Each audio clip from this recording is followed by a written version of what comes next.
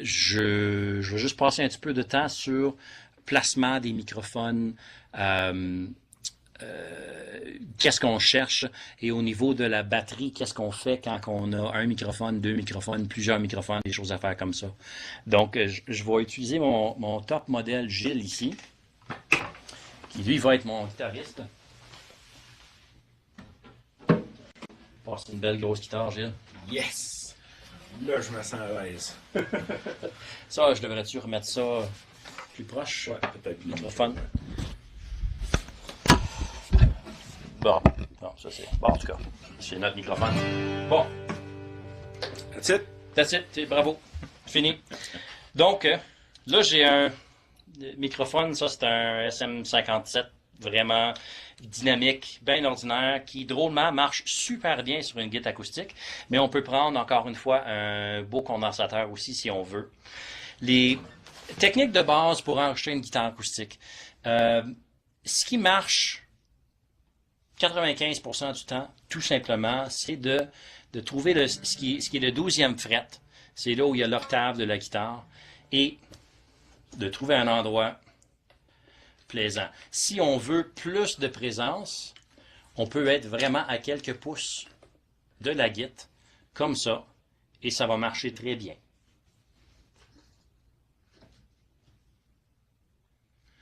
Ça va faire une prise de son de guitare qui va marcher avec n'importe quoi, que ce soit avec un 57 ou avec un microphone qui est beaucoup plus cher. Ça va toujours fonctionner. Si on entend trop le son de les cordes, de la main qui bouge, par exemple. Si on a trop de ça, on peut s'éloigner et aller un peu plus vers le corps de la guitare. La pire place à enregistrer une guitare acoustique, c'est le trou. Avec ça, tu reçois comme un gros boom qui est pas du tout agréable. Les microphones n'aiment pas capter là.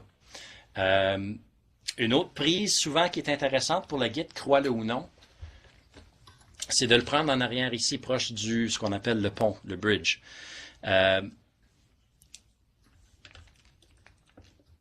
Avec ça, on capte plus de bottom de la guitare, un peu moins de l'attaque, mais ça peut être quand même très utile. Si vous avez deux microphones, d'en placer un ici, à la région du 12e fret, et un comme ça peut vous donner un son assez impressionnant et vous pouvez même les panner pour vous donner un son stéréo qui est quand même super le fun aussi. Une autre prise de guitare acoustique qui marche très très très bien, en combinaison encore une fois avec celle-ci. Bon, je retourne à mon 12e fret. Interlude. Soundtrack de Gilles, merci. Parce que nous autres, quand on écoute des guitares acoustiques, on les écoute de où on est. Donc, on sait qu'une guitare, elle sonne d'une certaine façon là. Fait qu'une prise qui est super le fun. Je sais pas si on va le voir. Si, je vais le descendre un tout petit peu. Mais vraiment, comme ça. Par-dessus l'épaule. Donc là, ici, on est par-dessus l'épaule de Gilles en faisant face en bas avec la guitare et celle-là. Ça vous donne un peu prise un peu plus un peu plus de room, donc un peu plus la guitare comme on l'entendrait normalement nous autres avec nos oreilles. Et celle-ci va vous donner une précision de plus. Donc les techniques à 2 micros de guitare, souvent c'est ça ou ça. Ou tout simplement, quand je vous parlais tantôt un microphone stéréo, en avant de la guitare comme ça donne une guitare super large, qui est vraiment très plaisant aussi. Tout dépendamment de qu'est-ce qu'il va y avoir dans le mix final. Des fois, il faut penser à ça, mais pour ce que vous faites, c'est pas super important. Mais une fois rendu au studio pour les vraies prises, pour voir, bon ben si c'est une track où il y a 12 différentes prises de guitare, 12 différentes tracks de guitare, pas nécessaire de prendre tout le monde en stéréo. Un simple source mono, c'est cool. Avoir ça comme option aussi, ça peut être vraiment le fun. Cool. Merci Gilles. Merci. Question. Oui, s'il te plaît. Joël Joseph de Franco-Cité. Bonjour Joël. Est-ce mieux enregistrer par un mic ou direct box? Alors, ben, ce qui est le plus simple, c'est Direct Box. OK. Mais côté sonore, si tu veux vraiment, si on parle vraiment de guitare acoustique ici, guitare acoustique, Ouais. à moins que la guitare elle a un pick-up qui a un micro à l'intérieur, si la majorité des guitares acoustiques, le pick-up va être dans le bridge, il va y avoir comme un petit piezo là-dessus, puis ça sonne zing-zing pas mal. Il y en a d'autres que des pick-up magnétiques comme ça c'est un peu plus réel côté sonore. Mais pour enregistrer le vrai son d'une guitare, Mike, c'est toujours plus vrai. C'est plus, ça sonne plus comme ça et moins comme zing. Ceci dit, c'est pas une mauvaise idée d'enregistrer les deux. Parce que tu peux tout le temps avoir, peut-être le petit signal du piezo ou du pick-up magnétique peut te permettre par après de rajouter certaines fréquences que tu capterais peut-être pas avec les microphones. Donc, la réponse à ta question, pour avoir un vrai son de guitare acoustique, micro, mais le DI, c'est pas mauvais, mais d'avoir juste un son de DI, ça peut être laid. À moins que tu aies vraiment un système avec un microphone à l'intérieur. Il y a certaines guitares qui viennent avec, tu peux faire un blend entre le micro puis le pick-up. Mais ça, tout va dépendre de l'instrument. Mais dans le fond, utilise tes oreilles. Si pour toi, le son du pick-up donne plus ce que tu essaies d'avoir en bout de ligne, il n'y a pas vraiment de règlement comme ça qui dit non, absolument, il ne faut pas le faire. Mais le son plus naturel vient toujours du microphone. OK, merci. Plaisir.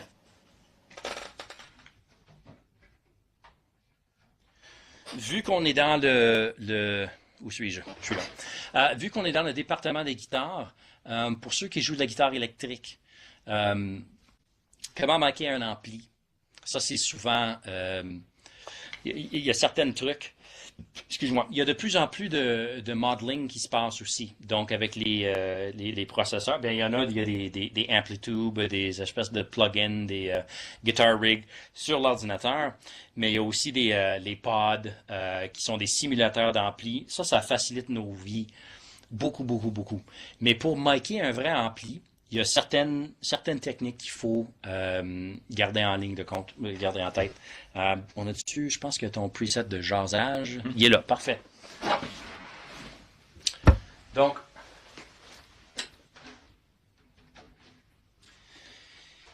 si... super. OK. Donc, un ampli, bon, ben ça c'est un 412, mais peu importe le montant de speaker que tu as, c'est pas grave. Chose de base, encore une fois, les microphones dynamiques, dans ce cas ici, sont extrêmement utiles parce qu'ils peuvent prendre énormément de signal avant de commencer à faire un overload. Donc, quand tu veux micer un ampli, tu veux pas être vraiment sur le cône et tu veux surtout pas être dans le centre. Idéal, c'est juste ce qu'on appelle off-center un petit peu. Puis si tu peux te mettre à... Bon, celui-ci, il n'y a pas de grille en avant, ça fait que c'est un peu difficile de voir. Mais s'il y avait une grille, moi, je suis à comme 2 pouces de la grille. Ça fonctionne très, très, très bien. Tu peux même le coller contre la grille si tu veux plus de présence. Plus que tu vas être proche du haut-parleur, plus que le son va être dans la face, comme on dit. Les autres microphones qui sont vraiment excellents pour des amplis de guitare, c'est des microphones à ruban, comme je parlais tantôt, parce qu'eux autres, ils vont couper les petites fréquences en haute, le tone maringouin, là, souvent si on a trop de distorsion, des choses comme ça, ça va adoucir un peu ça, sans enlever l'impact, le punch de la patente. Et on peut aussi le capter avec 2 différents microphones. Et il y a 2 façons de faire ça. Si par exemple, on capte avec un microphone dynamique et un condensateur, encore une fois, l'idéal, il y a 2 façons de faire ça. Soit qu'on les met, les capsules des 2 microphones les plus proches possibles l'un de l'autre. Dans ce cas ici, je le tracerai un peu pour ne pas être au centre. Le plus proche de l'un de l'autre pour éviter ce qu'on appelle des problèmes de phase. Les problèmes de phase, si vous connaissez un peu les pédales de guitare, les phaser pedals, ça fait comme un genre de...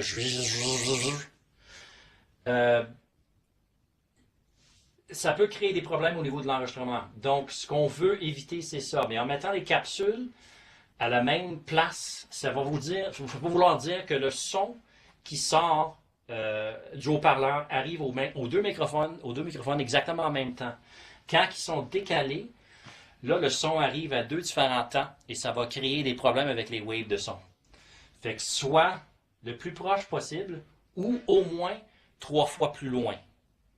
Donc, si on voulait... ouais, c'est ça. Mettons, j'étais 3 fois plus loin. Donc, ici, tu aurais comme un son plus proche, plus présent, puis ici, tu capterais un peu plus le son de la salle. Un peu comme la même idée d'avoir le microphone par-dessus l'épaule de la guitare acoustique. En gros, c'est ça. Pour des amplis de bass ou la guitare basse, souvent, on va prendre le signal d'une boîte directe, mais rien n'empêche qu'on peut prendre le signal de l'ampli aussi. Et encore une fois, ça va être un peu plus touchy parce que là, il va falloir jouer avec la phase, mais ça, c'est plus rendu au mix, puis ça, je pense que c'est peut-être un peu plus... À moins qu'il y en a qui veulent que j'aille là-dedans, là, je vais sauter par-dessus ça, mais il va falloir aligner un peu les deux tracks. Fait que, voilà. Ce qui marche très bien pour un ampli de basse, ça serait comme un microphone de bass drum. Ça fonctionne très très très bien pour capter les fréquences à ce niveau-là. Pour ce qui en est de la batterie,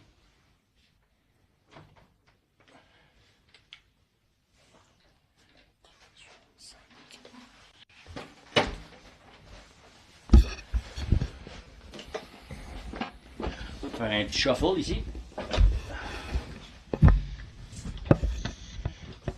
Je pense que c'est bon ça, Gilles.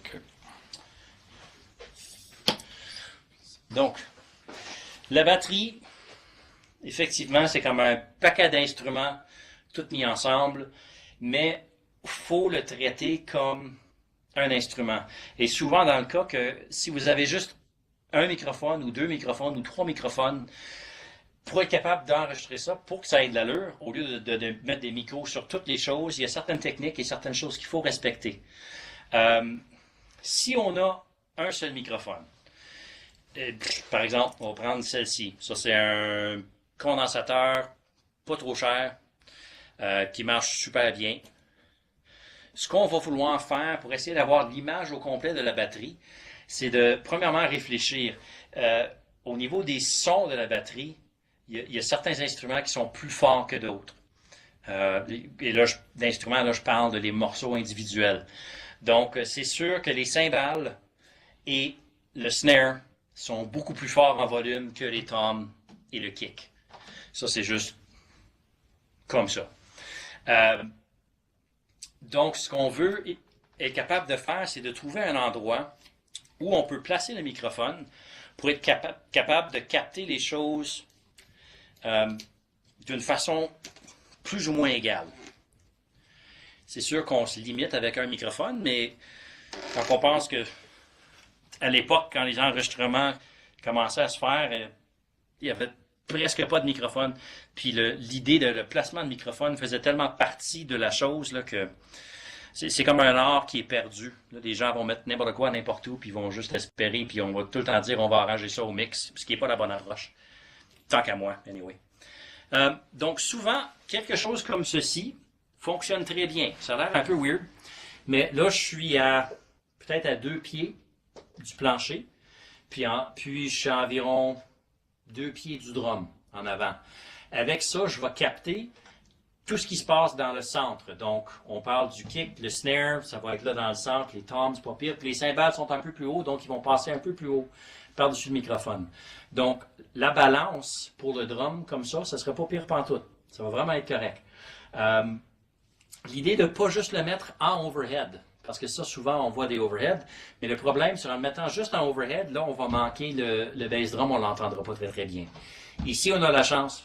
Puis ça, c'est un point de départ, ça.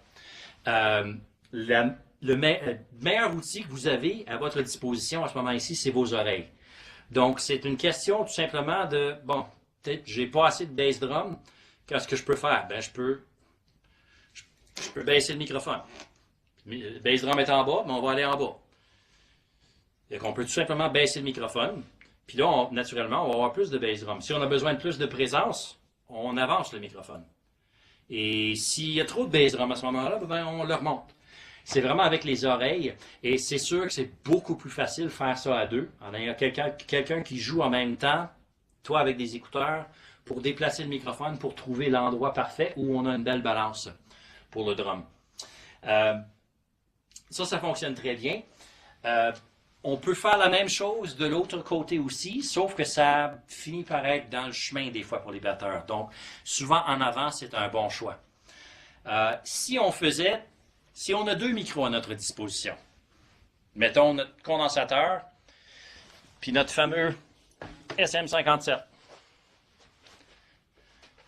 Si on a deux micros,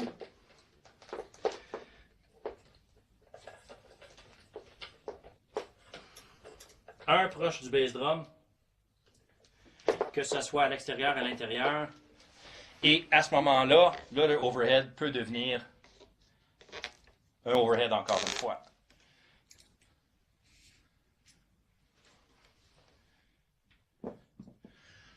Donc, une prise comme ça va capter à peu près tout ce qu'on a de besoin. On va avoir le bottom qui vient du kick, qu'on va avoir un contrôle séparé, et aussi avec un condensateur par-dessus en cardioïde qui va capter l'ensemble de tout ce qu'il y a par-dessus, donc les cymbales, les pots. Ça fonctionne très très très bien à deux micros. Et encore une fois, c'est les oreilles qui priment. On peut mettre ce micro-là à l'intérieur ou pas. Et là, je prends un 57 parce que c'est ça qu'il y avait sur le stand. Mais un 57 sur le bass drum, ça marche très bien. Tous les disques de Van Halen, le son de bass drum, c'est un 57, crois-le ou non. Si on avait l'autre micro, des micros comme ceux-là, que je montre, ça c'est un micro fait exprès pour le bass drum. Donc, tu n'as pas besoin de stand. Tu plugues un fil dedans. Fini. Pas de problème. Puis lui, il fait sa job comme ça. C'est un micro condensateur. Donc, ça prend du Phantom lui aussi. Question? Oui, vas-y. Oui, Kirkland Lake encore. Juste au niveau du kick, il y en a qui disent de mettre des oreillers du foam dans le kick. Il y en a qui disent non. Qu'est-ce que tu suggères, toi? Ça va tout dépendre de la style de chanson et de qu'est-ce qu'on veut comme produit final. C'est sûr que si tu es en train de faire un album jazz, de mettre un couch dans le kick, c'est peut-être pas la meilleure idée au monde. Mais moi, ce que je trouve, ce qui marche le mieux et ce qui est le plus polyvalent, j'ai un petit morceau de matériel. C'est pas un oreiller, c'est comme un restant de drap de théâtre que j'ai sans doute volé d'une école à un moment donné. Et tout simplement, à l'intérieur, qui touche à peine les deux pots. Puis ça, pour 75% des choses que je fais, ça fonctionne très bien. Les ingénieurs sont contents. Si on cherche un son un peu plus rock, un peu plus précis, de rajouter un peu plus de stuff à l'intérieur, ça peut aider. Des oreillers, pour moi, ça n'a jamais marché. J'ai tout le temps trouvé ça trop. Donc ça, une serviette qui touche tout simplement les deux pots, ça donne beaucoup de flexibilité au sonorisateur et même au niveau de l'enregistrement aussi. Ça dépend encore une fois, qu'est-ce qu'on cherche. Plus qu'on met de stuff dans le bass drum, plus que le bass drum va sonner mort, qu'il n'y aura pas de tone.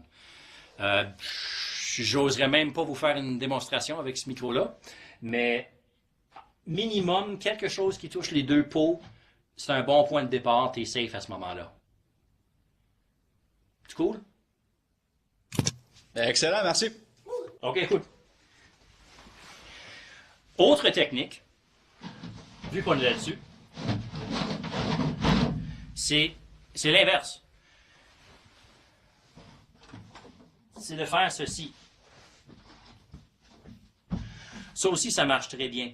Ça agit un peu comme ce qu'on appellerait un gate. Donc, quand on frappe le bass drum, ça fait bouger le petit morceau de matériel, puis il revient, puis il retouche. Donc, la note est un peu plus longue. Tu as moins l'espèce de punch d'un drum rock, mais ça peut fonctionner très bien aussi. Et il y en a que souvent en studio, ils vont carrément enlever la peau en avant, puis ils vont bâtir un genre de petit tunnel comme ça pour être capable d'isoler le bass drum encore plus. Mais écoute, il y a tellement de façons de faire qu'il n'y a pas de bonne ou de mauvaise réponse à cette question-là. Comme je te dis, ça dépend tout juste de qu'est-ce que tu cherches comme son, c'est quoi le produit final. Tu sais, un album jazz avec un bass drum bourré, ça sert à rien. Mais une tune rock avec un bass drum full ouvert, c'est un peu tough. Il y a des petits strips de felt aussi qui marchent très très très bien. Trou, pas de trou, ça change énormément le son. Mais non seulement ce que ça change le son, mais ça change la technique de frappe pour le batteur aussi. Parce que l'air n'a pas de façon de se sauver. Donc souvent on va frapper avec la pédale, puis on va frapper 2 fois avec ça. Il va y avoir comme un rebond un peu weird. Si on est dans une position où on va faire du close miking, position de guide.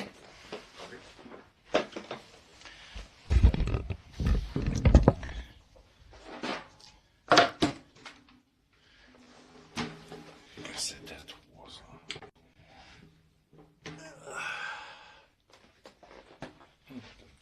Capable de me trouver, là? 2. Ouais, 2.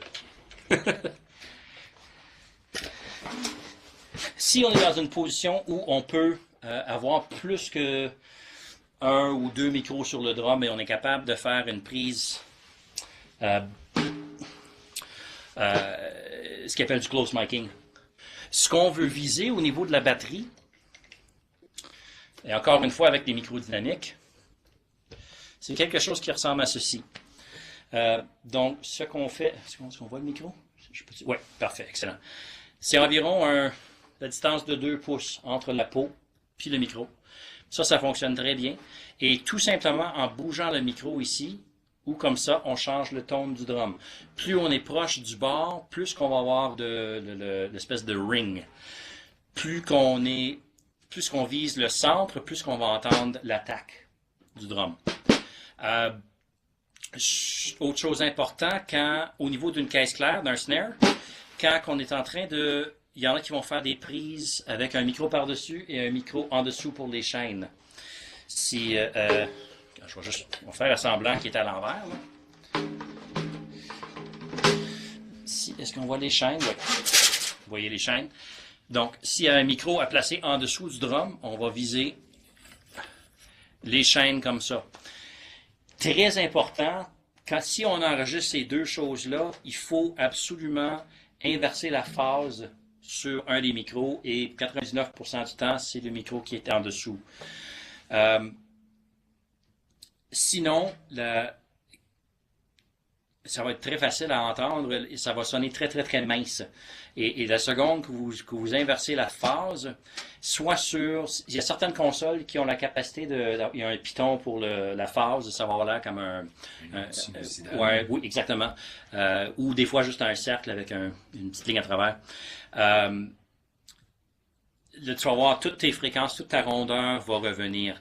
Et si vous n'avez pas la capacité à le faire sur la console ou en rentrant, mais dans le logiciel, il y a sans doute un piton en quelque part sur la console du logiciel où on peut inverser la phase. Sinon, certains plugins comme des EQ, ils vont aussi avoir un petit piton d'inversion de phase. Juste chose à garder. Et un autre truc. Pour tous les batteurs qui sont à l'écoute et tous les ingénieurs de son, comme batteur, ça fait des années que je me bats, non pas que je me bats, mais que je deal avec des gars de son qui disent qu'il y a trop de ring, il y a trop de résonance dans le drum, il y a trop de ci, il y a trop de ça. Ben, de merveilleux produit qui s'appelle du Moon Gel, c'est un genre de patente gluant bleu, là, vraiment pas cool, qu'on peut mettre sur un drum pour atténuer. C'est la minute, je ne sais pas si vous entendez la différence, mais entre ça et ça doit sans doute capter. Mais si à vos oreilles, si vous êtes en train de jouer, puis pour vous autres, ça sonne super bien. Ça, c'est excellent. Mais le gars de son trouve que il y a trop de résonance. C'est pas une question de retourner le drum. Prenez le petit morceau bleu, puis mettez-le entre le micro et le drum. Tout d'un coup, le gars en avant, il va être heureux, il va te trouver comme si tu étais un dieu, puis tu viens de régler tous les problèmes du monde.